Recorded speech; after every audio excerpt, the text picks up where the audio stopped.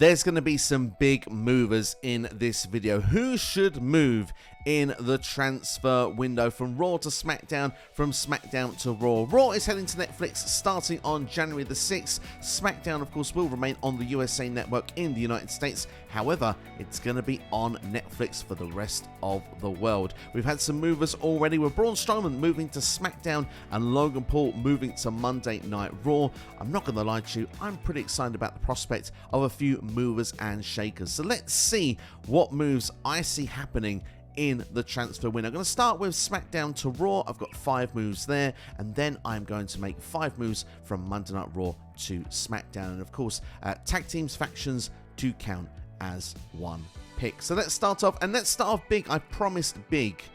The American Nightmare, Cody Rhodes, the WWE Champion. Yes, I'm putting the biggest star in the company, or biggest babyface in the company, nonetheless, going over to Netflix, because it makes sense. If Netflix have put all that money into WWE and having their programming, they for sure are going to want Cody on their show. Like I said, Cody's been champion since WrestleMania 40.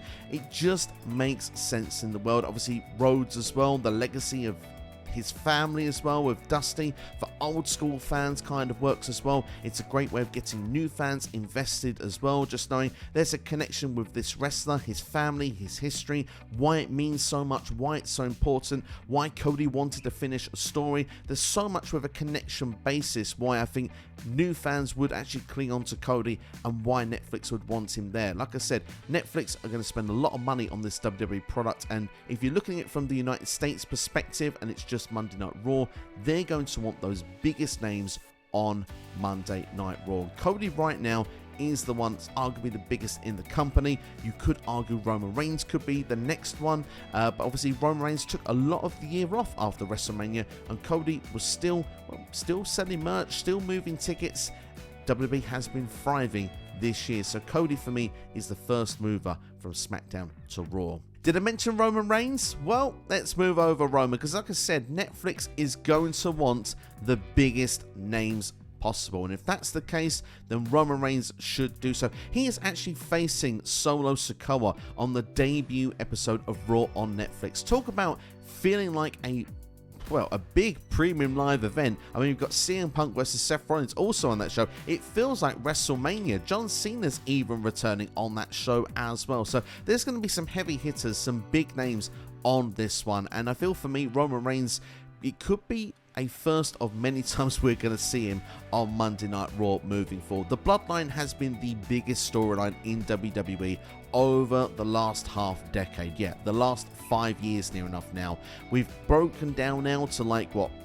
NWO Wolfpack now with the other Bloodline members if you want, and it's turned into an Avengers style storyline.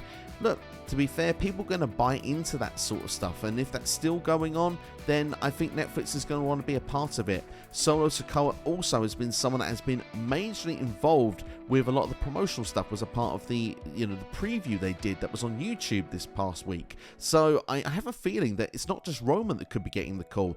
I think the entire Bloodline could be getting the call, whether it's OG, whether it's new Bloodline. I think they all could be moving over to Monday Night Raw. And the thing is that's great for that, for Solo, for Jacob Fatu, for Tama Tonga. There is some rising stars in amongst there. I think many would agree that Jacob Fatu certainly is the one that's got the potential to be champion first of those 3 guys. But I'm really excited of that prospect, and I think with the fact you've already got Jey Uso on Monday Night Raw, Sami Zayn is already there. It's not too difficult to move Jimmy over as well. It just, for me, I think ticks all the boxes. I can imagine Netflix are going to say, look, this stuff, we've seen what WWE's been booking. It's been cinema. Let's keep it going. And if the rumors are true, going back to Roman Reigns very quickly, that CM Punk, Roman Reigns could be a WrestleMania main event, we need these two on the same show. And like I said, I can't imagine Netflix not having Roman Reigns and CM Punk on their show. Maybe one of them if they want to do something through the Rumble or a different way, but they're not going to not have either. So for that reason, I'm going to turn around and say that they're just going to have both, because I can imagine the amount of money that's gone into this. it could be some greedy plays to be made here. We could have Raw being super strong and SmackDown being the proving ground of tomorrow, like we used to get back in the noughties. Moving on to my next pick, and we're going into the mid-card now for us. And I'll tell you, this guy was a first-round SmackDown draft pick in the draft earlier this year. Carmelo Hayes, he's had some great moments, some great matches with the likes of Cody Rhodes, Andrade, but storyline-wise, there's just not been enough there for me with Carmelo Hayes on SmackDown. I feel that this is a move that hasn't quite lived up to the potential in my personal opinion. But with a move to Monday Night Raw, Melo is him, and I think he's got the charisma that could carry himself through really well on Netflix. He would be seen as one of those true breakout stars for 2025. And not to mention when you've got the likes of Bron Breakker as the Intercontinental Champion. Bron Breakker's sort of been a bit of a tweener in recent months. If Carmelo Hayes wants to renew that rivalry with Bron Breakker, that would be amazing to see, especially going into WrestleMania season. So for me, this is a move, rather than saying I predict what happened, it's a move I want to see happen. I just think that Carmelo Hayes at the moment is a bit stifled on SmackDown. I think he's too far down the pecking order. Shinsuke Nakamura's just won the United States Championship, so I don't see him holding a mid-card title anytime soon. But I think if you move him over to Raw, there is actually a space there immediately to throw him straight into the IC title picture, and I think that would be a move worth making in my personal opinion. Last move then I would do would be the team of Grayson Waller and Austin Theory. My reasoning for it is that they're just very modern. You know, Netflix is going to have a whole new fan base watching, people watching for the first time that haven't, and you're going to want to have people that you can connect with. Yes, there is those big names, those big stars that people will expect to see that may have heard of previously, but when you're having those in-between segments, for example, you want someone on the screen that you can turn around and say, that's going to work. Yes, they might be annoying, which Grayson Waller and Austin Theory do a pretty darn good job of, but at the same time, I think that they appeal to a younger fan base, a younger audience, and same with Carmelo Hayes in the last pick. I think that that's why that works really, really well. With Logan Paul moving over to Raw as well, he's had history alongside the likes of Austin Theory and Grayson Waller in the past as well. You have the Grayson Waller Effect talk show as well, which of course, you know, entertainment, if you will, I think would be quite suitable for a Netflix. So that would be my reasoning for that. Also, it just adds a bit more depth to that tag team division outside the Judgment Day. Who is going to challenge the War Raiders for the tag titles right now? Can't think of a heel duo that would actually be fitting at this moment, perhaps other than the Authors of Pain. So just a bit of strength in depth as well, moving over Waller and Theory to Monday Night Raw. But you're probably saying to me, well, hang on, you mentioned about the Grayson Waller effect. What about Miz TV? So let's start doing Raw Superstars to SmackDown, because The Miz is my first one moving over. Yes, The Miz is someone that's done movies. Miz TV is a very, let's say, it's got a longevity in WWE talk show terms, but at the same time I do feel that SmackDown is going to need some established stars to balance things out, and where you have the young guns of Waller and Theory that can go over to Raw, Miz can counter that going to SmackDown. He's arguably then going to feel like a bigger name on that show rather than being lost on the shuffle on Raw. He's someone that could work straight into the mid-card title picture or even the heavyweight title picture if they wanted to. There is something they could do with that, and for me with Miz TV, like I say, he's established. I think with the Miz and Mrs. show, someone will correct me in the comments if I'm wrong, I believe that is usually on the USA Network as well. So I think Miz will probably stay connected with the USA Network. So I think the Miz will move over to SmackDown. Obviously, we'll go on to the biggest moves then. Obviously, Gunther I have coming over with Ludwig Kaiser, because I still class Imperium as together at this point. But obviously, if Cody goes to Raw as the champion, well, then Gunther must come to SmackDown as the champion as well. The titles will switch shows. I think that it makes a lot of sense to do so. Gunther, for me, actually fits very nicely with his philosophy of wrestling. The mat is sacred, all that sort of stuff. I think that fits with tradition, and I think Nick Aldis is a very traditional style wrestler, so I think he would be very inclined to have someone like Gunther on his show, being the representation, being the world champion. I can see a lot of connection with that, and obviously there will be some breakdowns with that because Gunther is a heel as well, so it will be fun to see the dynamic with those two on a weekly basis, in my opinion. With Ludwig Kaiser also, Guy's having a breakout year as a single star at this particular time. I think a move to SmackDown would be good for him, especially if it's going to 3 hours. Tiffany Stratton, his real-life partner as well, could be on the same show. I would actually see Ludwig Kaiser winning the United States Championship at some point during his run. So yeah, for me, those two to come over to SmackDown would make a lot of sense.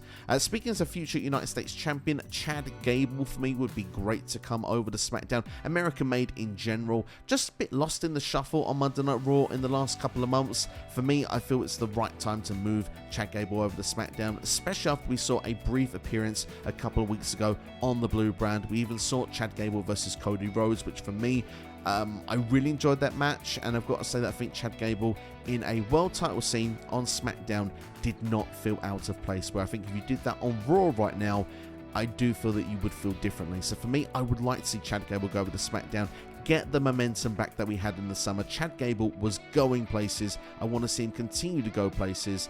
And look, if you're going to make the comparisons to the old Team Angle, then yeah, Team Angle was on SmackDown back in the day. So yeah, let's throw over American Made over there. I think for the Creed brothers as well, we've talked about Theory and Waller going to Raw. You counteract that then by bringing over another tag team to SmackDown on the heel side, and it just keeps things ticking over very, very nicely. Next pick for me is Damien Priest. I just feel Priest for me, even though he would be on the same show as Gunther again, and we've seen that match now play out a couple of times, we still haven't seen a clean finish. Balor's got involved both times they've had a match, but so we probably could see it one more time. However, I feel Priest is potentially someone that could get lost in the shuffle in 2025 if he was to remain on Raw. Yes, we need to close off the Judgment Day storyline so Priest can fully move on into the future. However, if you look at Raw with all the star power, if it's going to be the likes of, Roman Reigns, Cody Rhodes, CM Punk, Seth Rollins, already, where does Damien Priest feature? It makes more sense for him to move over to SmackDown, and almost a bit of the land of heavyweights as well. If you look at that sort of top picture we're creating with Gunther there, Braun Strowman, Damien Priest, some big dudes there in the heavyweight scene. So that could work quite nicely as a title program as well moving forward. And I think Priest, just to give him a reset at this point, might be a good thing for his character as well, because I think people are starting to tire with the feud with Finn Balor as well. So for a number of reasons, I think for Priest, a move to SmackDown would be a wise one. Now, last movers I'm going to have here is a tag team, and I've not actually mentioned anyone from the women's division in the whole video, which, to be honest, is a bit criminal. However, I'm quite happy with a lot of the booking of the women's division right now on Raw and SmackDown in WWE with placement, if you will. And I think that one team, though, that is a bit lost in the shuffle that could do with a move would be Kaden Carter and Katana Chance. Just losing matches, not getting TV time. I feel for me, if they were to move to SmackDown, there are some teams they can work with. They can potentially get some singles matches as well. There's now a mid-card title to go for with Chelsea Green.